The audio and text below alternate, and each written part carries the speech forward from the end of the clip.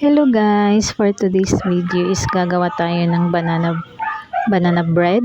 So meron tayong saging. Ayan, ang ganda ng saging natin. Dalawa yung gagamitin ko kasi dalawang sukat yung gagamitin ko. Ayan. Tapos meron tayong itlog, vanilla flavor. Ayan.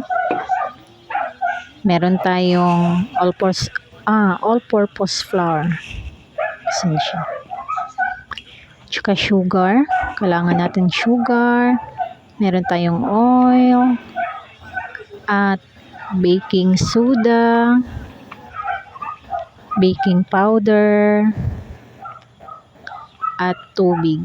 Kailangan natin ng tubig. Wala tayong gatas, kaya tubig na lang. Tsaka yan, ito na, nilagay ko na yung saging sa blender kasi i-blend ko yung butter niya. I-blend ko yung butter niya guys. Para mas madali. Ayan, nilagay ko na yung saging, nilagay ko na yung, si Mingming. Nilagay ko na yung itlog, tsaka vanilla, 1 teaspoon ng vanilla.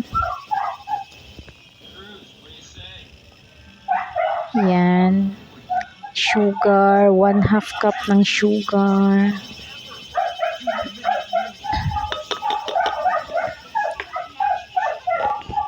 Lagay na lahat guys sa butter. Ayan, oil, 1/4 cup ng oil. Ayan. Tapos 1/4 naman sa tubig. Instead of milk, wala tayong milk eh. Kaya ayan, water lang, masarap din naman. Ayan, blend na natin lahat para mas madali eh. Mahirap kasi sa saging. Ayan. So ayan na, ready na siya. Ready na yung butter natin. Dito na naman tayo sa flour. Ayan, 1 cup ng flour.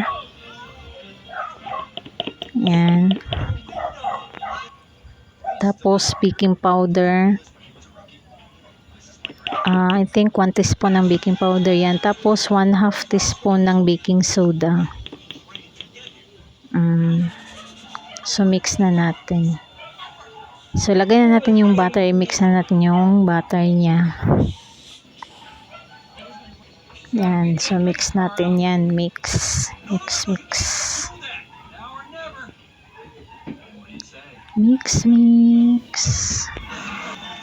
So ayan, tapos na nating mahalo lahat. Ayan na, ready na siya, lagay sa molder.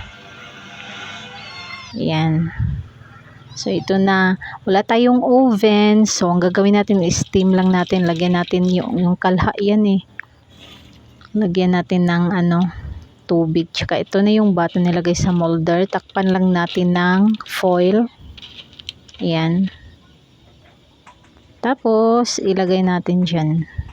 Lagay natin sa kawali na may tubig. Hindi pa yan kumukulo ha. Hindi pa yan kumukulo. Lagay natin. Tapos, takpan natin ng foil.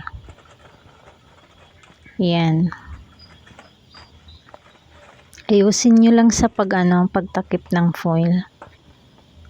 So, kukulo yan. Kukulo siya. Takpan na muna natin para kukulo siya. Yan, kumukulo na siya. So, try natin, tingnan natin kung naluto. Ayan, guys. Ayan, no. Perfect. Naluto na siya. So, tingnan muna natin kung luto na ba yun sa loob. Tingnan natin. Yan, stick. Oy, basa pa. Pagbasa pa yung stick, yung toothpick guys, ayan, hindi pa siya luto sa loob. Sa labas luto na siya, pero sa loob mabasa-basa pa siya. So takpan na ulit muna natin. So ito na guys yung finished product. Nilagyan ko ng cream para masarap.